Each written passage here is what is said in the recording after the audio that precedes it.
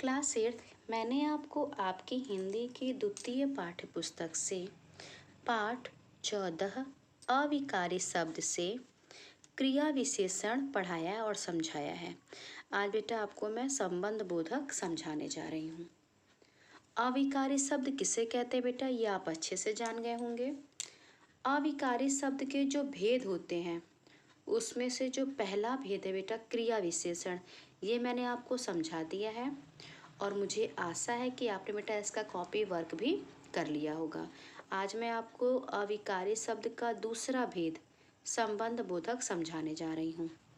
समुच्चय बोधक, विस्मयादि बोधक, निपात, ये बेटा आप एनुअल एग्जामिनेशन के लिए पढ़ेंगे। तो चलिए क्लास 8 आज बेटा आप संबंध बोधक पढ़िए। संबंध बोधक ये अविकारी शब्द का दूसरा भेद है। जुड़िए और समझिए। यहाँ पर बेटा एक गद्यांश दिया गया है, उसे ध्यान से पढ़िए। कार्निवाल के मैदान के ऊपर एक लड़का चुपचाप शरबत पीने वालों को देख रहा था। उसके गले में फटे कुर्ते के ऊपर एक मोटी सी सूत की रस्सी पड़ी थी और जेब के भीतर ताश के पत्ते थे। उसके मुख पर गंभीर विषाद के साथ धैर्य की रेखा थी। मैं न जाने क्यों उसकी ओर आकर्षित हुआ। यहाँ बेटा रंगीन शब्द हैं। के अंदर, के ऊपर, के भीतर, के साथ, उसकी ओर। ये जो शब्द है बेटा ये संज्ञा शब्दों के साथ जुड़े हैं और जुड़ करके ये शब्द वाक्यों के जो वाक्य बेटा वाक्यों के दूसरे शब्दों के साथ अपना संबंध बता रहे हैं। ऐसे शब्दों को बेटा संबंध बोधक कहते हैं। जो शब्द बेटा संज्ञा या सर्वनाम के बाद लगते हैं और लगकर जो है वाक्य के जो बाकी शब्द हैं उनसे अपना संबंध बताते हैं, उनके साथ जुड़ते हैं, उन शब्दों को संबंध बोधक कहते हैं। जैसे के ऊपर, के अंदर, देखिए ये जो शब्द है बेटा ये वाक्यों के बीच में आए हैं और साथ ही साथ संज्ञा और सर्वनाम के साथ लगे हैं। और वाक्य के जो शेष शब्द, जैसे एक लड़का चुपचाप शरबत पीने वालों को देख रहा था, ये इतना बेटा वाक्य का शेष जो है शब्द है। के अंदर संबंध बोधक है। तो जो इन वाक्यों में रंगीन छपे शब्द संज्ञा शब्दों के साथ लगकर उनका संबंध दूसरे शब्दों के साथ बता रहे हैं, ऐसे शब्द संबंध बोधक कहलाते हैं। जो अविकारी शब्द संज्ञा या सर्वनाम के बाद लगकर उनका संबंध वाक्य के दूसरे शब्दों के साथ बताते हैं वे संबंध बोधक कहलाते हैं। क्लास 8 इतना तो आप बेटा जानते हैं कि अविकारी शब्दों में कोई परिवर्तन, कोई बदलाव नहीं होता है। के अंदर, के ऊपर, के भीतर, के साथ, उसकी ओर, इन शब्दों में बेटा कोई परिवर्तन नहीं होगा। और ये जो शब्द है बेटा ये वाक्यों के बीच में आए हैं, वाक्यों के बीच में। जैसे के साथ है तो देखिए के साथ के पहले भी उसके मुख पर गंभीर विषाद, ये वाक्य का भाग है, वाक्य का शब्द है, वाक्य का भाग है। फिर शेष भाग क्या है, धैर्य की रेखा थी, बीच में लगा है, मतलब वाक्यों के बीच में संबंध बता रहे हैं। साथ ही साथ किसके साथ लगे हैं, धैर्य, ये विषाद, ये संज्ञा और सर्वनाम के साथ जुड़े हैं। तो संबंध बोधक बेटा उन्हें कहते हैं जो शब्द संज्ञा या सर्वनाम के बाद लगकर उनका संबंध वाक्य के दूसरे शब्दों के साथ बताते हैं। तो संबंध बोधक किसे कहते हैं, आपको समझ में आ गया ना। अर्थ के अनुसार संबंध बोधक के भेद: काल बोधक, स्थान बोधक, दिशा बोधक, स्थान बोधक, साधन बोधक, हेतु बोधक, संग बोधक,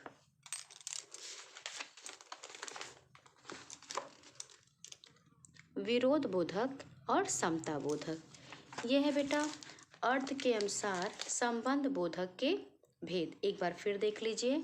काल बोधक में बेटा समय का बोध कराएगा, समय के बारे में बताएगा। जैसे से पहले, के बाद, के आगे, के पश्चात, के पीछे। जैसे उदाहरण क्या है, विनय से पहले रोहन घर पहुंचा, यानी ये समय बता रहा है कि विनय से पहले ही रोहन घर पहुंच गया।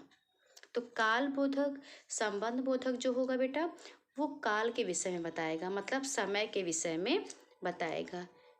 स्थान बोधक, के ऊपर, के नीचे, के बाहर, के भीतर, से दूर। कुर्सी के नीचे कुछ पड़ा है, मतलब स्थान बोधक संबंध बोधक जो है बेटा, वह स्थान के बारे में बताएगा।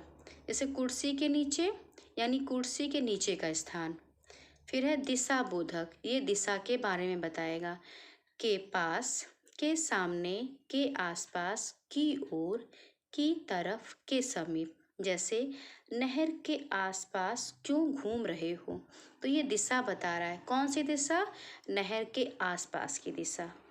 फिर है साधन बोधक, साधन आप भी जानते हैं।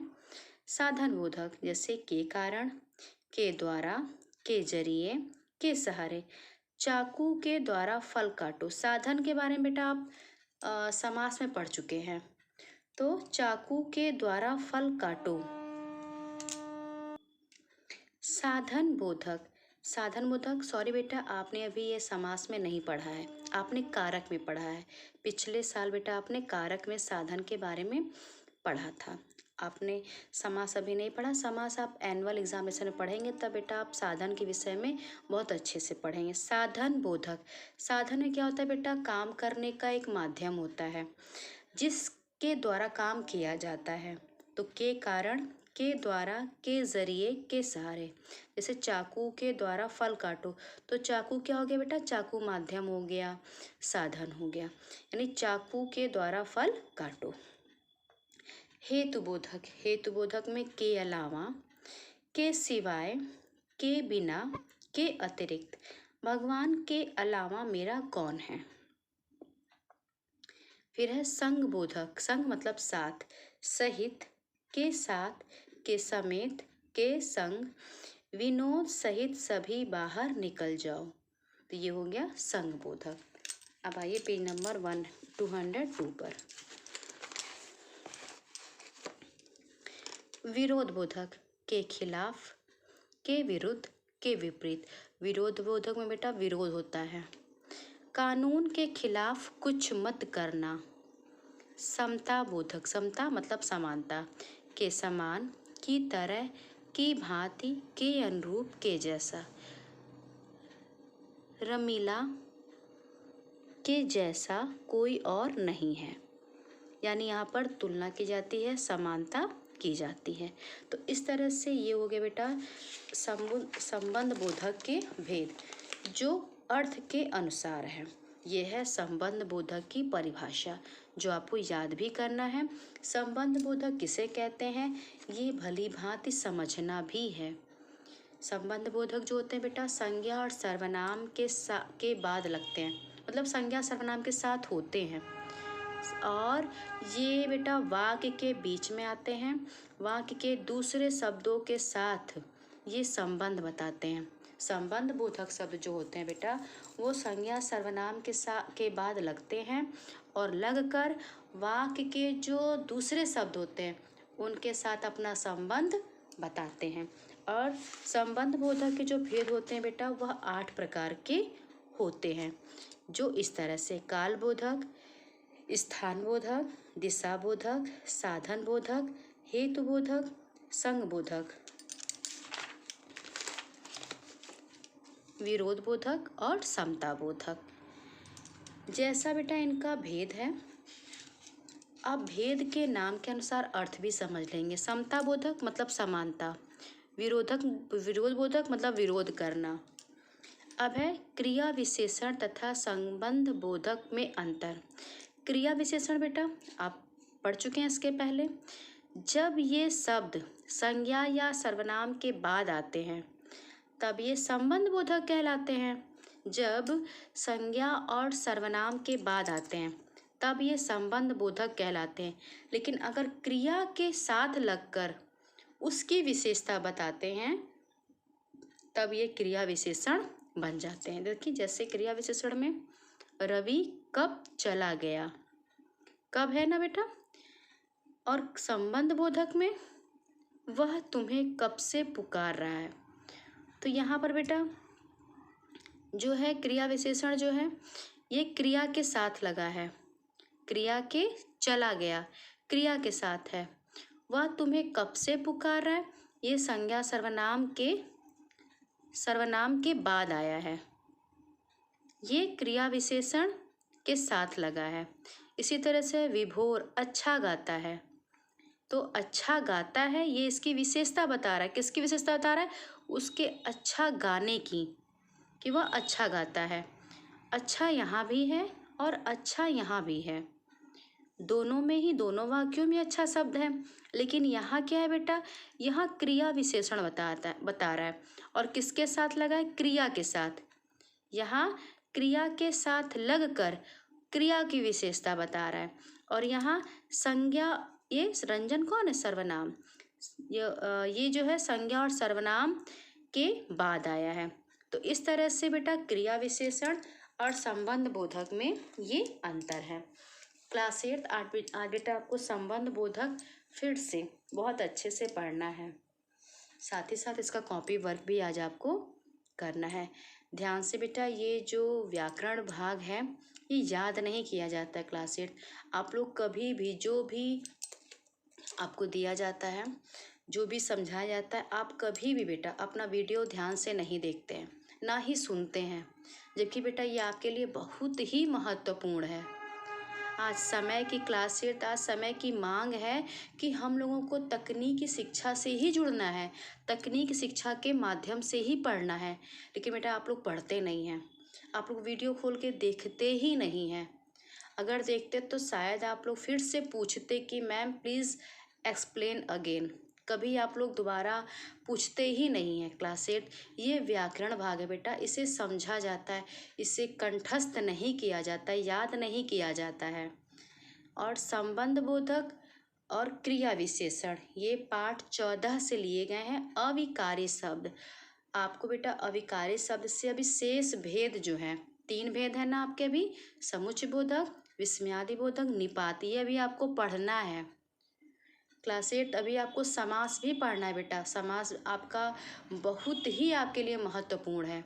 क्लास 8 जितना भी बेटा आपको समझाया जाता है आप ध्यान से उसको समझिए, पढ़िए, और नहीं आता है तो फिर पूछिए क्लास 8 हमसे, हम फिर से समझाएंगे आपको।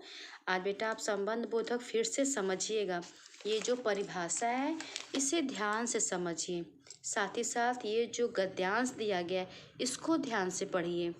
और देखिए संबंध बोधक के जो भेद है बेटा, जो उनके भेद के नाम है, काल बोधक आप अपने आप समझ जाएंगे, काल का मतलब समय, स्थान बोधक स्थान के बारे में, दिशा बोधक दिशा के बारे में, साधन बोधक माध्यम या जिसके द्वारा काम किया जा रहा है।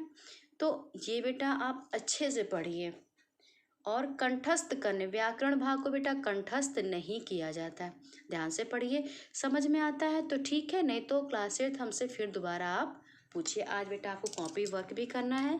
आज आप कॉपी वर्क जब कर लेंगे क्लास 8 तो जो आपका ये पाठ 14 है वह समाप्त हो जाएगा।